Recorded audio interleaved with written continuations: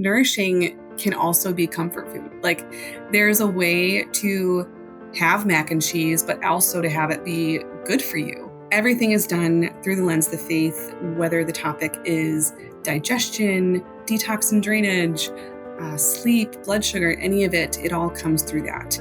Treat your soul like you're going to die tomorrow, but treat your body like you're going to live forever. That's what we're called to do. We also have to remember that we're all mortal. I think there's a huge, unfortunate idealism, like idolizing in the holistic health space of let's be forever young, anti-age as much as possible. And that's just not reality. That's not the reality I want to live in, because I want to always have my death in mind. Ultimately, like, while it's good to be a good steward of our bodies, of our homes and our families, of our land, like, this is not the end.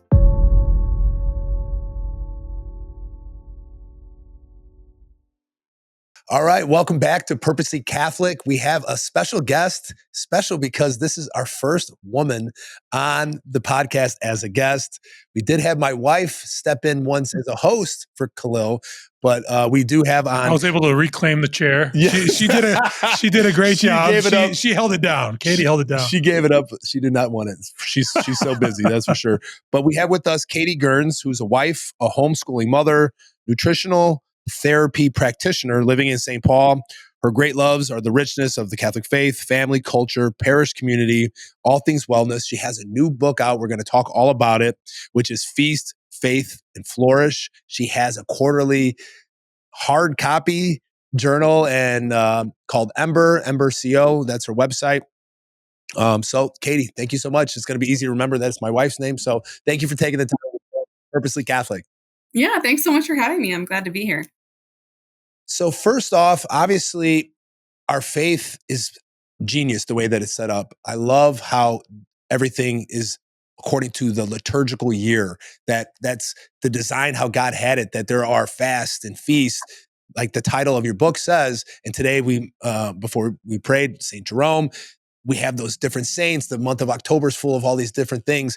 So what got you into wanting to write a book or have this company that's based on liturgical living?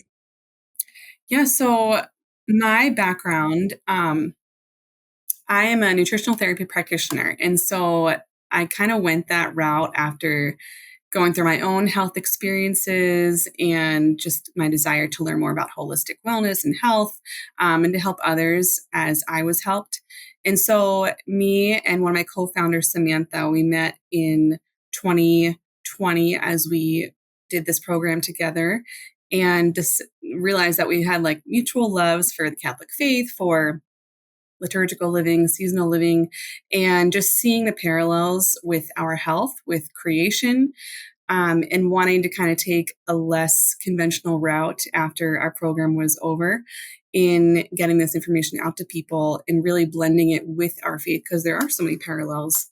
And so this book was really a fruit of our magazine. And so the magazine we started in 2021, and it's seasonal, quarterly, 4 times a year. And its mission is holistic wellness in light of eternity. And so a big part of that is finding the harmony between, the spiritual and the physical, and how that all just works together, how God's design is just so perfect. And so this book is kind of, I would say, like a best of, or like a highlight of a lot of our content from over the years, but it's more for book format. So it's like a beautiful coffee table book. And it's written in with the seasons in mind. So it goes through, fall, winter, spring, summer. Yeah. Oh, that's awesome. I want to ask, just so I'm just not aware, what is a nutritional therapy practitioner? You said? Well, I can't like legally say holistic nutritionist, but that's like largely what it more so is. So what is it? Yeah. Nutritional Therapy Association is a program, the certification program. And so you go through, and it's unique in that the way we look at health is through the lens of the foundations. And so there's these foundations in the human body, and everything else is kind of a consequence of these imbalance of foundations. And so that's kind of how we're trained to look at the body. So for instance, the foundations would be digestion, blood sugar regulation, fatty acids, minerals, hydration. And so we look at each of these areas, and because that's really at the base of our health. And so when something is out of balance at the foundation, then you have all these consequences with hormones, thyroid, heart, all these things are a consequence of a foundational imbalance. And so we can evaluate symptoms in the body by really taking it back to its root. Well, so much of this conversation, from what I'm understanding and from just doing my own research, is that God designed our bodies in such a perfect way that we have to have those optimal conditions for our body to react and act as the way that it's supposed to, that God intended to get us back to, these environmental pollutions, these heavy metals, the pesticides, these plastics, all these things that we're inundated. And where I struggle is that it seems like everything is trying to kill us. And another day there's something else that I have to try to avoid, which is very tough. And I try to do my best. I got rid of all the plastics and, plastic spoons, and got all wood and glass, and using, stainless steel, frying pans, trying to get rid of the non-stick. Like, there's so many things that it seems like over years we've traded the, what we've used to do for all these years for cheaper and convenient so we can just throw things away. So is that a lot of like your holistic learning is trying to get back to the basics of, it's not as complicated as we make it, that we go back to the way that God intended? And what are some ways that you suggest for people to try to start with when they're inundated with so much information? What are some steps that people can take to get on this road to trying to get our body back to be that natural, like, homeostasis that's going to do all the work that God intended it to do? Absolutely. There's a lot you said there, and I have to fully disclose that, like, I am someone who has gone down those like really complicated paths as well. Like I've added in, I've done the sauna therapy, the coffee enemas, the really intense programs, like things that to maybe a normal person are like really out of this world. And it's not like the first step by any means either. So I think like it can be appropriate to do maybe some more advanced things, but on the whole, and I've come back to this, and I frequently come back to this, is like the basics are most important because, one, they're sustainable.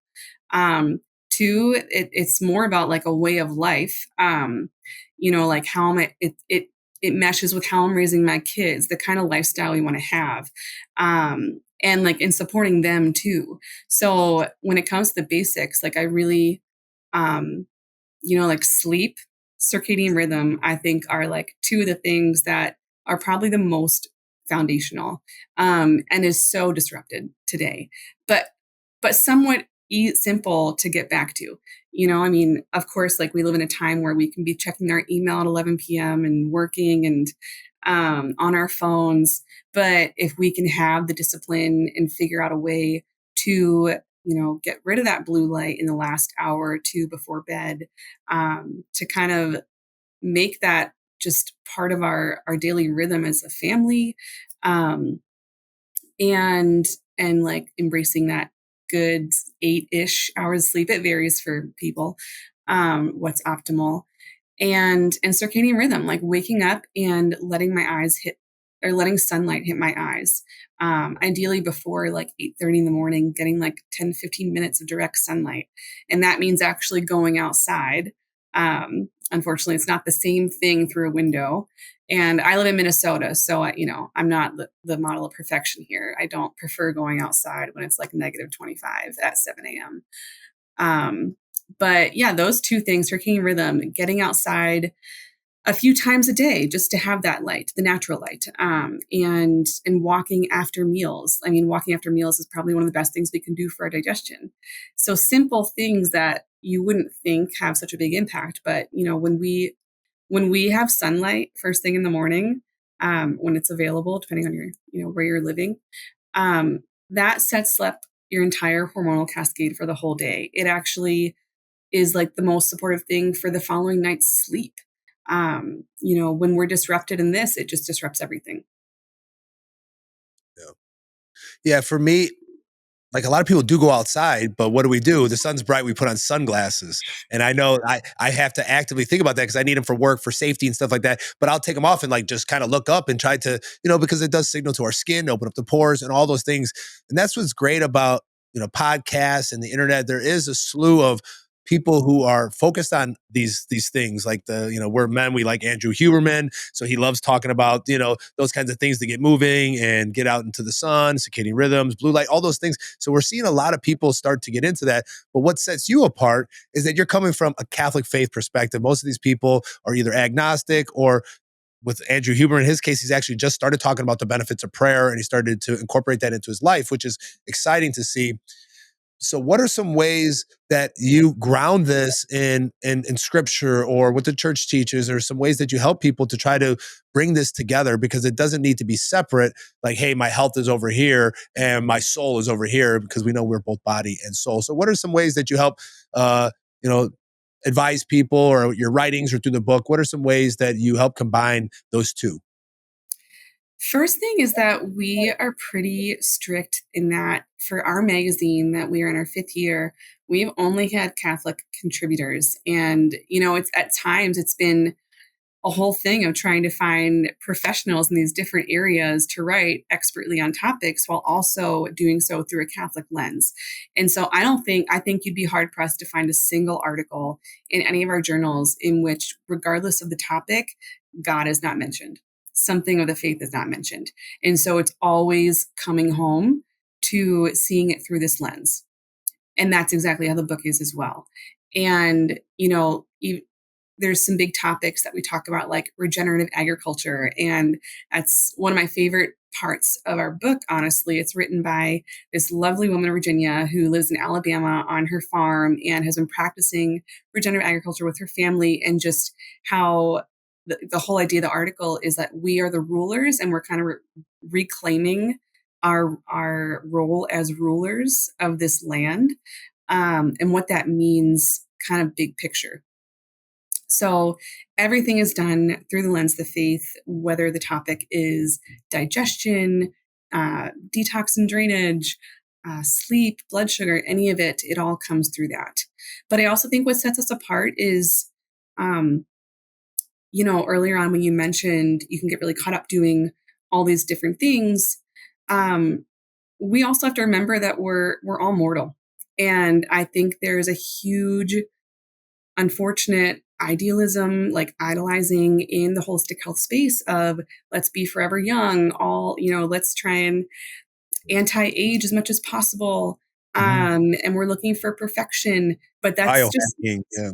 and that's just not reality. That's not the reality I want to live in, because I want to always have my death in mind. Like, we have to remember that we are going to die, and that ultimately, like, while it's good to be a good steward of our bodies, of our homes and our families, of our land, like, this is not the end. And so there's also this piece about suffering that, like, yes, we all want to heal, but sometimes we suffer, and that's for a purpose. Like, it's not, we can't live this way of like, I just want to eliminate suffering, I just want to be better. Like, we can work towards healing actively while also surrendering that. And that is a huge part of what we try and bring forward. That's great. I was taking a look at your website. Beautiful website, by the way. So definitely Thank you. recommend that people check it out. I love that you highlight Saint Hildegard of Bingen, because I don't think she is talked about enough. Mm-hmm. And she's one of the doctors of the church. One of my favorite quotes from her is, "All of creation is a song of praise." So it's like, even in the small things that we do, God can use that. Like, it could be used to glorify God. So through our sicknesses, our sufferings, but through our joys and our triumphs in this life, it all works to glorify God. It's all a note in this song that sings praise to God. I love that insight from her. How would you recommend? Because for a lot of people, we're not saying, all right, drop what you're doing and then go homeschool and start your own farm and grow your own crops. It's like wonderful if you could do any of that stuff. But where are some like practical ways that people can start living more holistically? I'm sure the first thing that it just comes to my mind is just, making your meals at home from scratch. And what is a more accessible thing for all of us, and more affordable too. Yeah. And we don't idolize like, oh, we're all living on farms and, walking barefoot all day and carrying my child on my back. Like we actually, as founders, we all live in a city. And I live in a small 1,300 square foot duplex at the moment, very little yard. My co-founder Samantha lives in Omaha, um, small house, and they use up every square inch of their yard so that she grows flowers and has this beautiful garden. And we're not telling you that anyone that they have to go live off the land and have that be their life, but in the simple things like making our own meals, shop, like being mindful of how we grocery shop, um, starting from scratch. Like I got into sourdough, and if you tolerate gluten, like that is a great um, kind of. I guess it's like a baby step to some people, and to some it took me like a year to like get up the courage to like actually do it. Um, but yeah, so stuff like that, where it's like just starting from scratch in the kitchen. That is the best place to start healing, best place to nourish our family. Yeah, I think that is that can probably solve like 80% of the problems that we have. We know that society is moved to this ultra processed foods, and we've traded in nutrition for convenience or taste.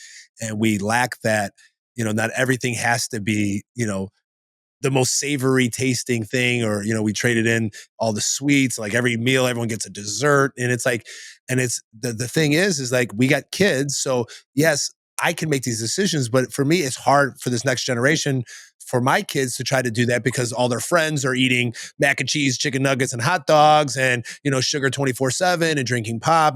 And it's like trying to balance, like not being a crazy person, like you're going to a friend's house, like give them their own food and things like that. So it's really tough, but trying to show them, like, not only how to do it, but why we do it.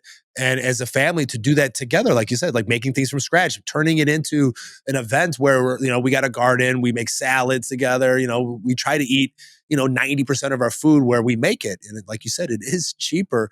So what are some ways that does your book address these kind of things, like recipes or how to meal prep or how to set people up? Because I think a lot of people think it's so complicated. And me, I've been meal prepping for a long time. I'm the only one in my job out of 30 guys that brings their own lunch. They eat out every single day. It's like crazy to me. And I bring multiple lunches, but it really, at the end, it doesn't take more time. It's like, yeah, you got to plan ahead. And I think that's where a lot of people fail, because they wait till they're hungry or wait till their body tells them I'm hungry, or I need more caffeine, or I want this sweet, versus planning it out. So what are some suggestions or some things in your book that may help some people, or some recipes of anything in that book that we can lean on? Yeah, we actually have a lot of recipes over the years. Have so many, and they're kind of spread out. So we have a bunch in the book. You'll find a lot of liturgical recipes too, for like different feast days. Cool. And Nice. something that we try and really advocate for is like, nourishing doesn't have to be, like, oh, I have all my raw veggies here and I'm just going to like sprinkle a dash of olive oil and call it a day. Like, no, nourishing can also be comfort food. Like, there's a way to have mac and cheese, but also to have it be good for you. I love that you said that. That's a great point, because that is a wonderful point. People tend to think I'm going to eat better, I'm going to eat healthy, so I can't have fun anymore with my food, but that's not the case. No, I make mac and cheese for my kids like probably once a week, but you make it with quality noodles, with bone broth and raw milk and raw cheese, and I can add in a little bit of colostrum. Some people add in some like desiccated liver powder. My kids can sense that now, so I don't do it. Um, but and then other things, like I can make homemade chicken nuggets. Just give me some pasture raised ground chicken meat, and use my organic flour, einkorn flour, whatever it is. And so it's not about restriction. And that's something huge, because a lot of, like, as founders, we came so much through holistic health. Like, I've been in this world for like, I don't know, 12, 13, 14 years. And it started out as like, oh, like to be healthy means to restrict it. You restrict your grains, your dairy, like things that I would still restrict, like seed oils. But by and large, it was very much restriction. And that harmed me greatly. It harmed so many women. And I see it time after time, people that come to me from either a vegan diet, a paleo diet. And while there can be benefits to these unique diets, long-term restriction can lead to a lot of depletion. It can lead to undernourishment and caloric deficits, especially as like a woman of childbearing age can't really afford to have.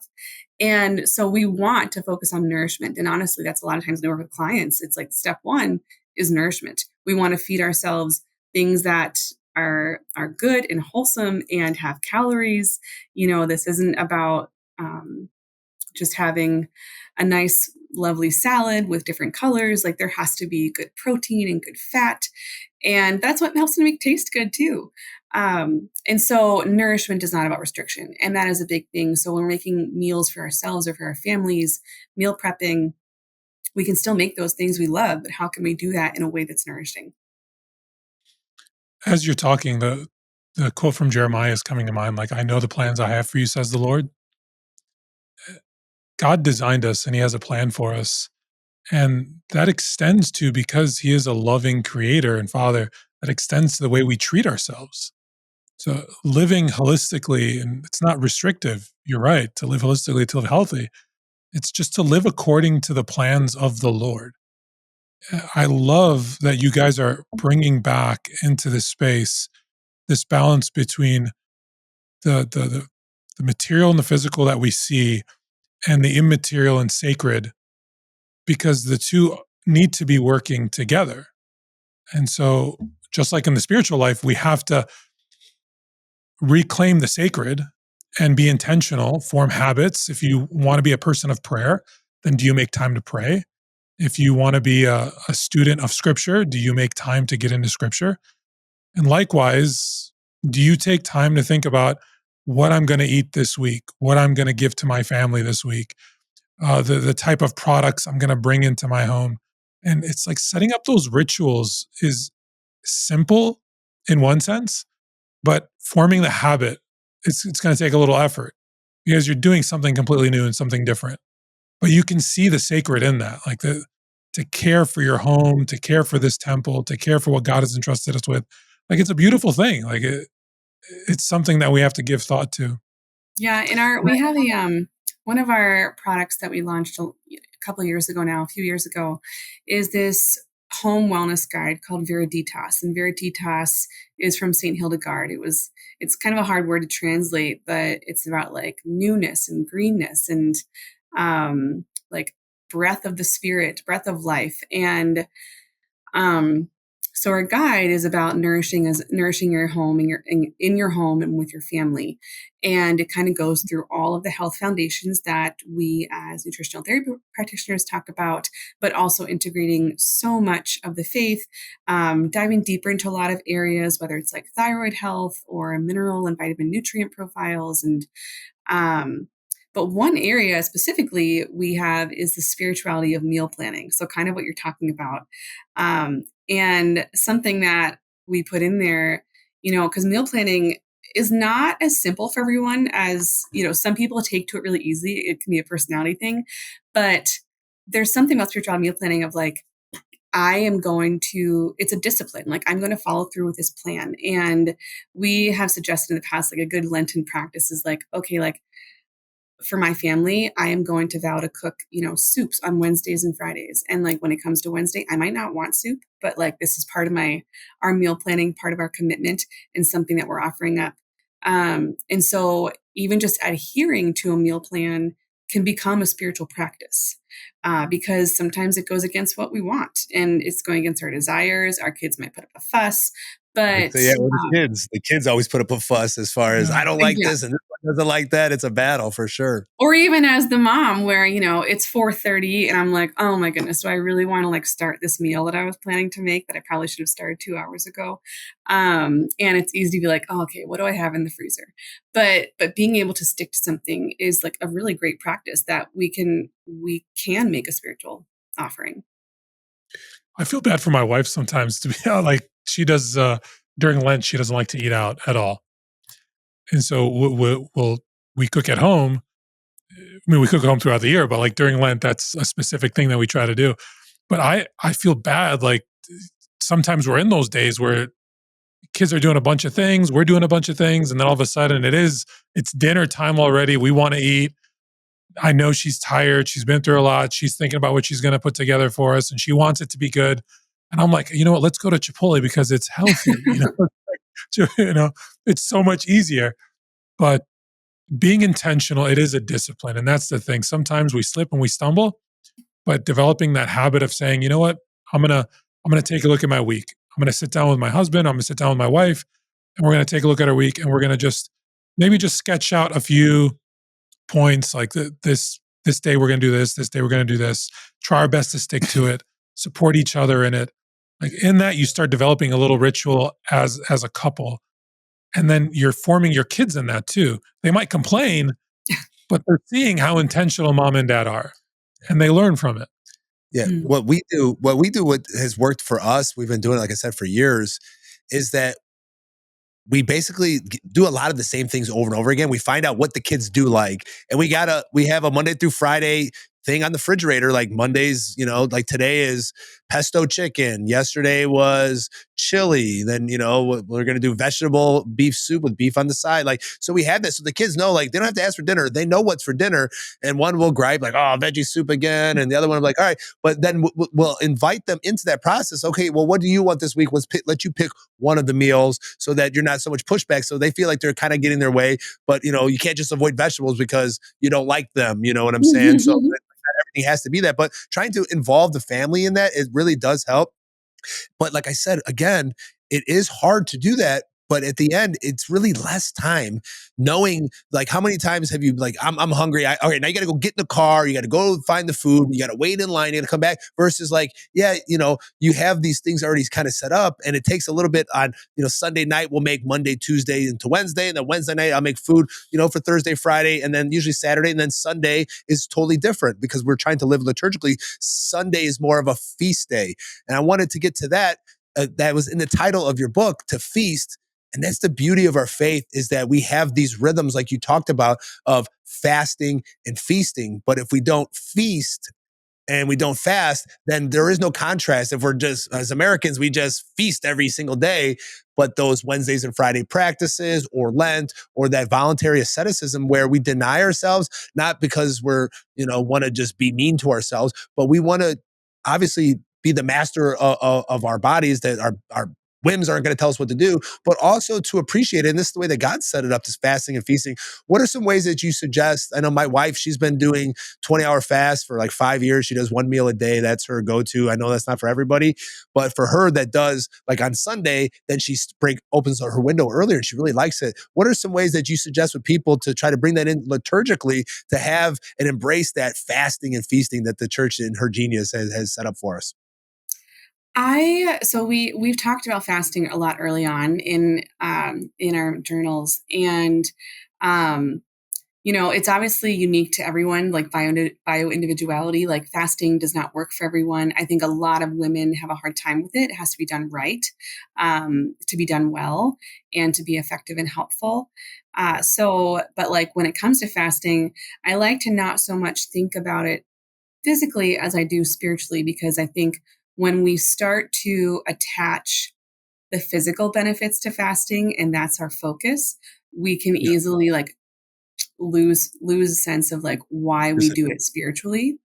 And so, when we think about Lent and fasting, like, is our goal to lose weight? Is our goal even something really great like balancing blood sugar? Like, what's our focus has to be on the Lord.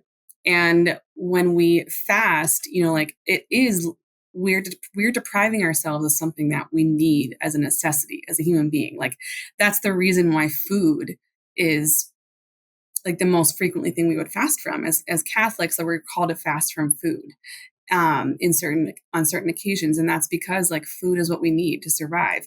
It's not like it's all good and well to say we're fasting from social media, which, like, great, those things are good to fast from. But the thing about food is that's actually like depriving us of something we need as human beings to live. And So I like to keep that in mind of like, okay, this is a deprivation because the Lord asked us to do it. And that requires us to rely a lot more on Him. Um, so yeah, I mean, the physical benefits are just so different per person that I think it's better to focus on like, what is this calling of us spiritually? Yeah. I just think that people should experience it a little bit, because just let's just admit that majority of Americans don't. Like, like today I heard somebody say, I'm starving. I'm like, you ate breakfast like 3 hours ago. What do you mean you're starving? Like, we have a disconnect on what is actually it is. It's like, we're not saying that don't eat all day, but like skip a meal once in a while, offer that up, to unite that. It shouldn't obviously be the focus of, dieting, but to have those spiritual connections. But we should also, show our body, that we're in charge, because it's really easy to be a slave to our stomachs, any of our passions. And it's good to test that, in the spiritual realm, but it also takes physical restraint, obviously, and there's, such a balance. I always quote St. Augustine. It says, treat your soul like you're going to die tomorrow, but treat your body like you're going to live forever. That's what we're called to do, because we need it. We need it. We don't have to punish it crazy, but we're going to need it for the long haul. We got to be better stewards. St. Paul says, we're the temple of the Holy Spirit. It's like, well, how are we treating our temples? Are we being good stewards of that? And I just love the feast aspect. Like on Sundays, I eat pretty healthy during, 6 days. And on Sundays, like, I work hard. And on Sundays, I eat well and I rest hard. Sometimes to chagrin of my wife, where I got my feet up on the sofa a little too much, and she still can't help herself, and she's busy about it. I'm like, I did 6 days. I'm like, man, I'm tapped. And once in a while, I will order pizza or do things like that, from time to time. But I think there's a beauty to that rhythm, and that's why I keep getting back to that word. Is that God has designed our lives in a rhythm, and I think, Mhm. especially with women, you could speak to the rhythm of your cycle. And I know, like my wife and a lot of women who I've heard from the show have a hard time of how to balance, to be able to do these things and living a busy life, who still have to go work a 9 to 5, who still got to come home, help do the kids stuff and make these meals. What are some ways that you're helping women to try to not get burnt out, to try to balance it? My wife, she's a principal, and she still feels like she's got to be 100% to everybody all the time. And she goes on those, cusp of burnout all the time, because it's so much is demanded. And she feels like she can't give 100% to one thing. It's like she's being pulled in so many Mhm. directions. I'm sure you deal with this. This isn't something unique to her. This is a modern phenomena of more women are working and still have the domestic responsibilities, because the men, let's just be honest, don't step up as much as they should. Not to say that about me or Khalil. We're obviously saints, right? Uh, but so, what are some ways that you help counsel and help women to try to either put boundaries in to so they don't burn out, because we do need that rhythm and we need their sanity, obviously. Yeah, well, something you're talking about in the mineral to balancing world is called sympathetic dominance. And I kid you not, I think it's showed up on about 99% of all the hair tissue mineral analysis tests that I've done on women over the past 3 or 4 years. And it's a pattern that shows just basically burnout. And it's specifically with our potassium level, which in the mineral world, potassium correlates to cortisol. And so what this is showing is that at one point we were probably riding high, like running on cortisol, and then eventually our body just stops because we've run out. And so now we're in this sympathetic dominant state, and that is so many women. And so how do we work to get out of that? Unfortunately, there's no simple answer, because we have just been conditioned, since childhood. I know like so many of us. I mean, myself, you go to school, you're doing like 3 different sports, and you're working a part-time job, then you go to college, which doesn't really, I mean, some people live kind of a different college life out there. And then you're working full time, and you might get married, start having kids. I mean, all this compounds to the point where your body is just kind of like, I don't have much left to give. Like I'm physically running, I'm physically moving forward, but I am also just burnt out. And like a really good example of this is like a lot of women, and I know it was the case for myself too. It's like you are go, go, go, and you will just keep going, because if you were to stop, you would just realize how tired you are.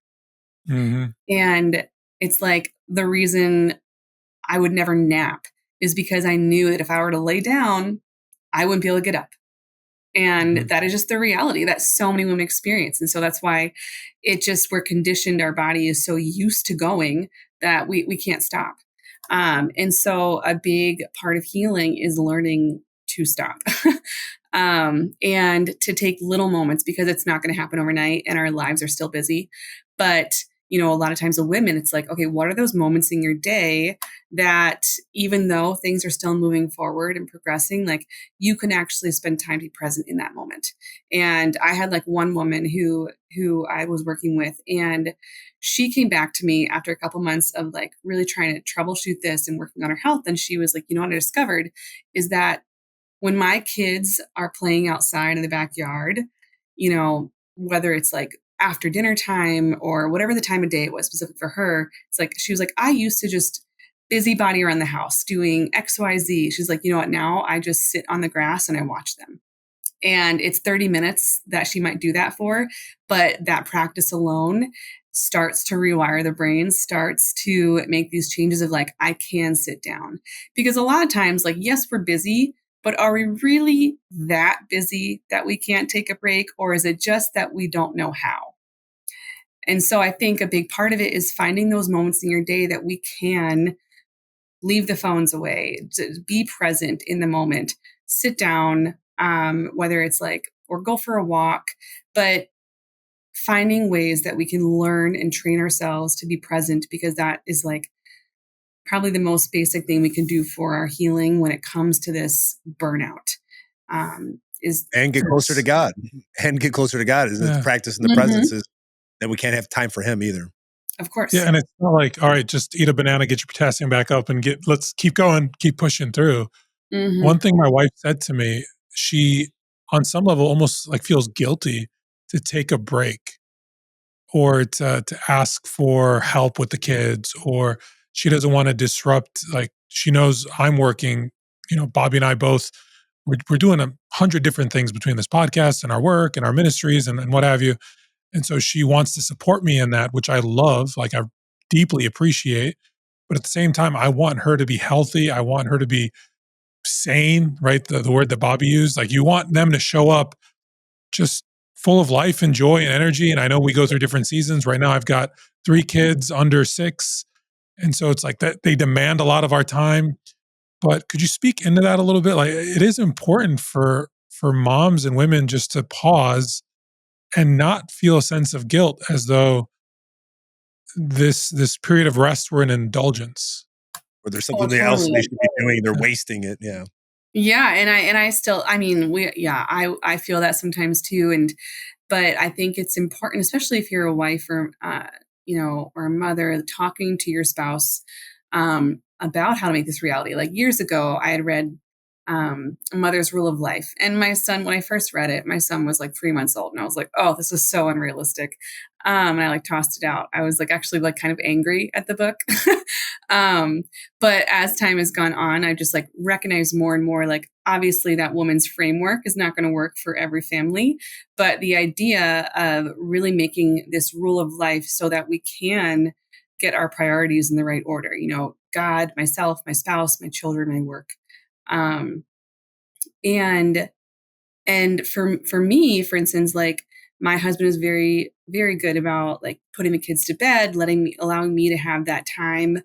Like right now I have like a nursing 4-month-old. So not him, he's still with me, but when he's asleep, like a way that I love to really ground myself and a way that it keeps me away from my phone. And, so I do the sauna. I have a near infrared sauna, and, I'm in that space, and like we have a small space. So I literally have like a teepee and my near infrared light panel, but I sit in there and it's a great time to pray a rosary, like do not bring in any electronics.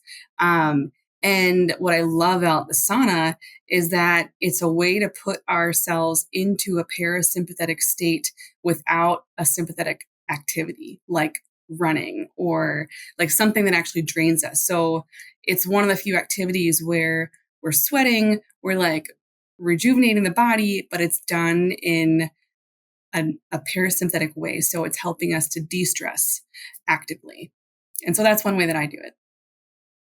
It's awesome. The saunas, I don't do it as much at the gym as I want to, but when I was doing it 3 times a week, like 25 minutes, like I just felt great because like you said, Yeah.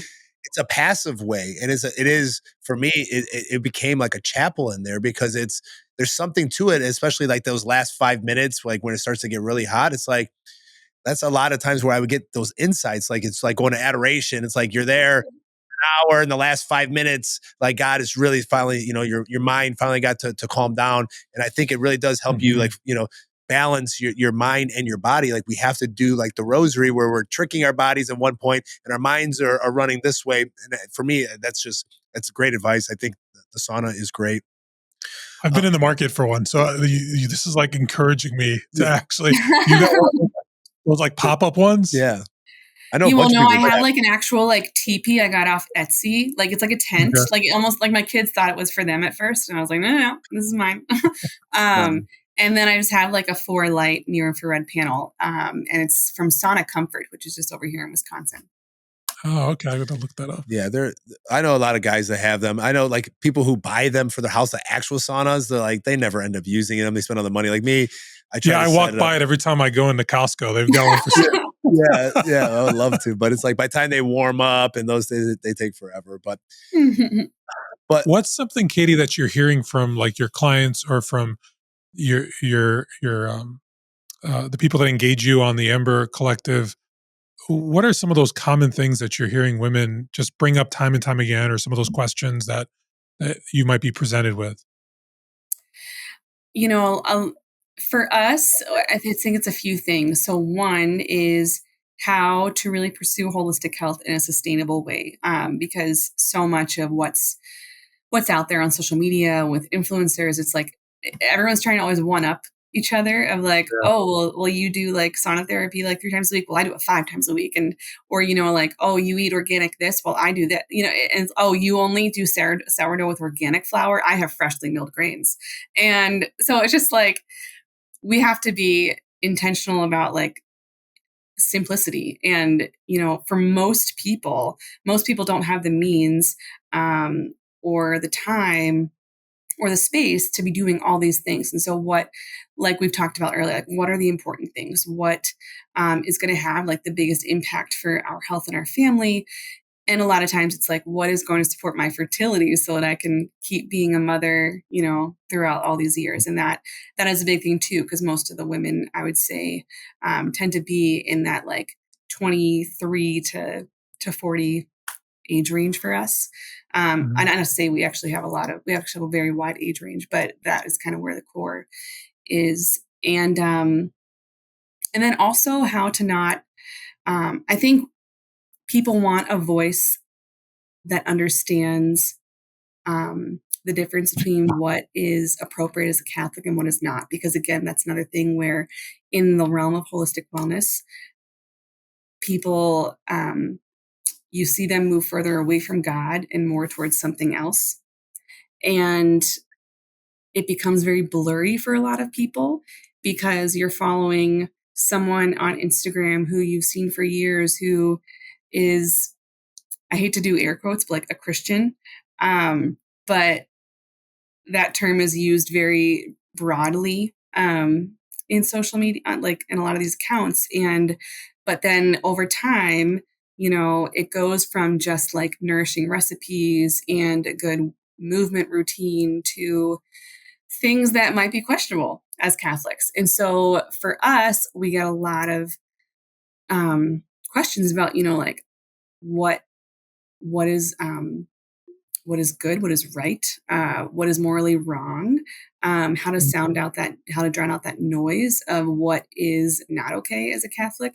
And so I'd say that's also kind of a big space for us too, is being a voice that is trustworthy in that area. We don't take that lightly.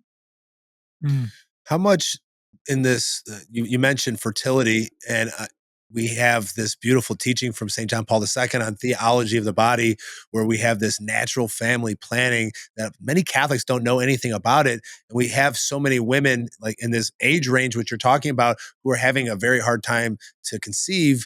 Obviously, environmental factors, diet, stress, all the other, being on birth control for, since they're 15 because they had cramps or things like that. So it's like, I'm sure, and that has to be one of the biggest wounds within women that are walking around with those who want to conceive, who can't, those who are struggling in that.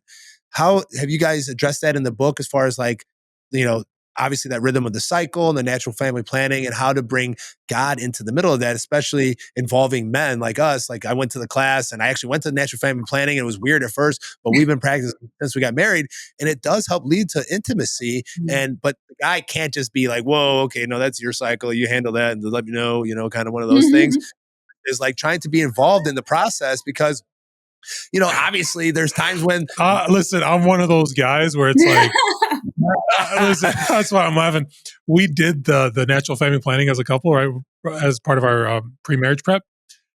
All the signs and symbols, and there's so many different techniques. And so I think this is what I want to say to my brothers who would listen to this, or even like if you're married, a good way to approach your husband. For us, it leads to good conversation. And in that we find intimacy. And it's grounded in a spirituality of like, no, it's good for us to abstain at times, right? That's St. Paul's reminder to us. And yeah, so I don't get into the book, like there's a workbook and you don't do the temperature. I don't and get into that area. I know and different all couples, the and this isn't a knock. I know different couples differently where like the guy writes in the book and like, no, she writes in the book. For that. We got an app. We share an app. Yeah, she writes in the book. She has the app, but like we talk about things, and then we're very intentional about how we do things, and like we make decisions as a couple when it comes to that space, so it could still be sacred, and it's a beautiful thing. So I don't know where you were going with that. Well, Bobby, I was asking a question about if they touch that in their magazine or in the book, because I just think a lot of people just don't know that, this is like the secret that, we do have people like Christopher West and Jason Everett who are starting to really get out there and talk about the beauty of our bodies, that this isn't, puritanical, like, no, you can't have sex. Like, no, we're meant to be fruitful and to multiply. And those chemicals and the artificial birth control and those things, we're starting to see really the statistics coming out of how dangerous they are. And not only just to later be able to conceive, the cancer, a lot of those other kind of things, but the beauty and the genius of Catholicism that we have a saint who was a pope who preached on this for 50 something weeks every Wednesday to try to open up the connection between Genesis and the most intimate thing that we can do with our spouses, in the same way that Jesus talked about he's the bridegroom and the church is the bride, that's something to be embraced, that's how close he wants us not only to be with him, but to be with our spouses. So do you speak on that? If not in the book, or there's if people have information that they want to gain to learn a little bit more about that, where you can guide them to? Absolutely. We do talk about fertility a fair bit. We don't have as much content on NFP because I will say as a woman, I feel like I see that content everywhere. And so we bring in more of the biology aspect of it and the rhythm of the female body. But syncing those rhythms, not just, it's like looking at rhythms overall. So we have our circadian rhythm, our infradian rhythm, our menstrual cycle, our, the seasons. There's all these different rhythms and seasons that we live with, and how do they work together? And, like we've had a 4-part series on cycle syncing, which is kind of a big topic with women these days. And we've talked about infertility, cycle syncing. Cycle syncing is lining up. We're really losing the guys real quick. I'm sorry. We're expanding our audience. No, thank you for educating us, because I'm curious. I'm genuinely curious. I was a pre-med major, so this is like, okay. Oh yeah. I mean, I wouldn't expect like a lot of like normie doctors to really know about this or talk about it. And but cycle syncing is looking at a woman's menstrual cycle, and there are 4 different parts to it. So there's menses, there's ovulation, the follicular phase, luteal phase, and each of these phases really calls for something different in terms of how we care for ourselves, which sounds really confusing at first. But if we learn it well enough, then it can become a part of our life where it's like, okay, our luteal phase demands more carbs as our body is producing this progesterone. There's certain parts of our cycle where we could really up our movement and exercise and other parts of cycle where it's really just like some gentle stretching and all these things. I mean, there's a lot more to it, but the way we live throughout our cycle can really impact the health of it. And then also just like as a woman, my mood is changing throughout my cycle. You know, like I am more open to certain things. I'm more creative during certain parts of cycle. So a lot of people have taken this into like, I'm going to live my life around this kind of. And so like, if I own a business, I will focus, you know, during follicular phase and ovulation on really like getting creative and reaching out and networking. And then it's going to be more introverted at other parts of the cycle. So that is what a very bird's eye view of cycle thinking.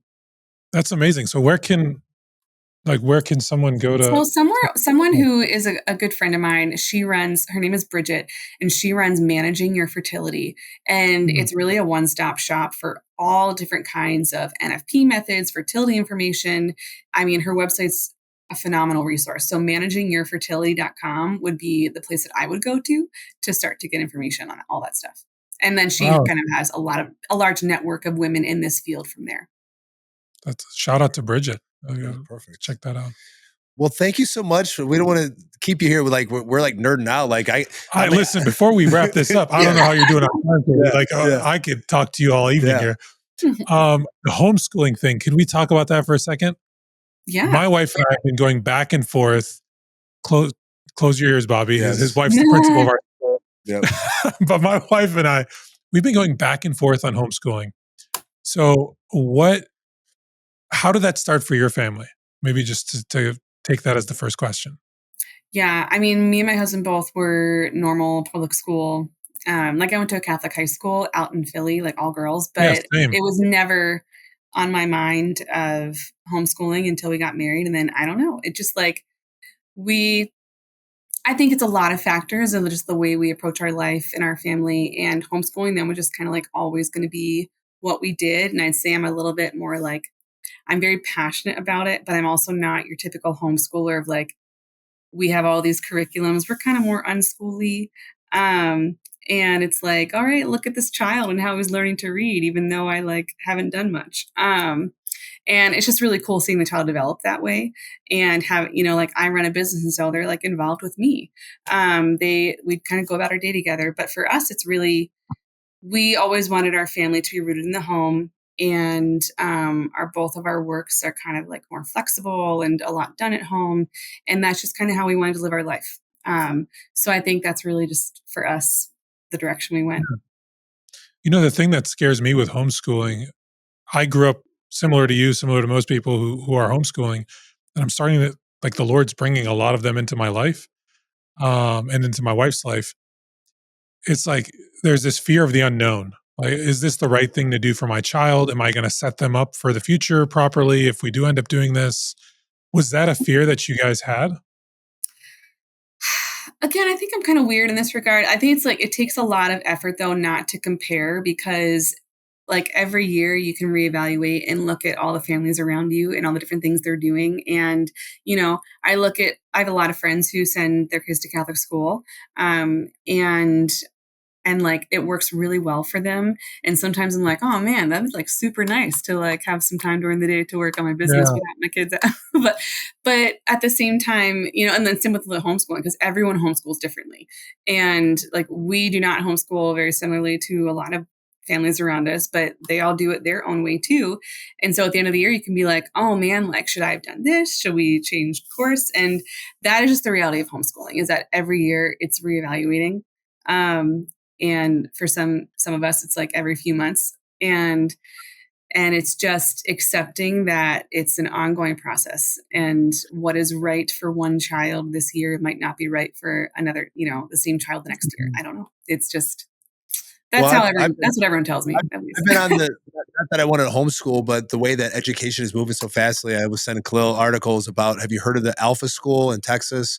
Starting up with the whole principle behind it is 2-hour schooling. And that's the advantage of homeschoolers having, is that they figured out that you don't need to spend 6 hours drilling, the way that the educational system's set up from Prussia to be good workers and to sit in rows and to sit still, especially for boys. But this getting to this model as AI increases, where we can learn for 2 hours, and where the freedom that homeschoolers have is then to spend the rest of that time working on a business, your passion projects, to do different other things, life skills, how to change a tire, not being restrained for those kinds of things. And at the same time, there's other networks where you can homeschool. But I think AI is what's going to help, is that not all the pressure is on you. Like, they're not a teacher. You basically have like a dashboard where once you master third grade math, then you move on to the next thing. And if you don't, there's a video to help you try to get to that. I know screens can kind of be balanced, but the goal is to do like 2 hours a day, to where you free them up to learn financial literacy, to learn about holistic living, to learn about the faith in a real way, with field trips and being outside. So I think that's the exciting part about it. And I think there is going to be a revolution within the next 5 years with AI that's going to open it up, is more if the schools go woke and all the craziness that goes on, where people have that option. Because I mean, I don't know how many people I talk to is like, I wish I would have learned how to trade stocks, or how to change a tire, or how to do anything other than what they taught us in high school. That was like memorizing dates and, taking classes just to take a test. So I think AI is going to change it faster than we know what's going to happen. It's going to open it up, but it should be to take back our time. So where we have these life experiences, especially around our faith, like taking pilgrimages to the little shrine sites, or being able to go to daily mass, or saying the road, like those things. But then also being out in like what we're meant to be out in nature, to learn how to garden, learn how to do, honey, with bees, or whatever that may be. Or maybe that's sports. Maybe that's whatever that is, that we have that freedom to try to take back our time. And this is a new trend that's going on right now. It's just for the rich. It's like $40,000, $50,000 a year. But these kids are doing 2 hours a day in school. They're 2 grades ahead of everybody else. The average high schooler in the SAT is 1540. So it's working. So it's starting to come out, but right now it's just for the rich. But you heard it here first. Look up. I forgot what the lady's name is. It's Alpha School, but on Instagram, her name is Mackenzie. It's called The Future of Education, and it's exciting because this could be a tool for homeschoolers too. This doesn't, where you can facilitate it, where you have the best of the best, and that the lessons are crafted on what you're interested in. So if you're interested in farming, then the math lessons will be around acreages and crop yields and things like that. If you're into making dresses, it'll be into inches and tape measures. So they also make it to where you're interested in it. So it sounds exciting. It's not, ChatGPT, which 90% is used for tweeting. This is where you actually have like a Socratic a dialogue back and forth with this dashboard to help get you to that next level. So I think that's what the future.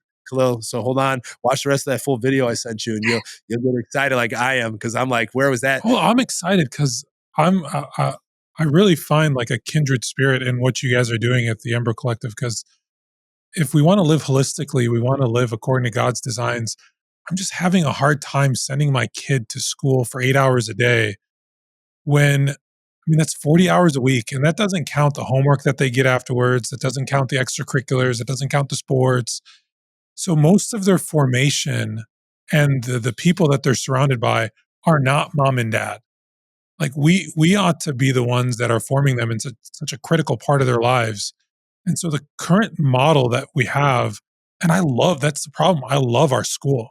Like, we have an awesome Catholic school. It's not just because Bobby's here or Katie might watch this. Like, we have an awesome principal, and our teachers are ridiculously good. Like, there's no complaints. But still, there's just something about, I'm going to send my kids away for 8-10 hours total in a day.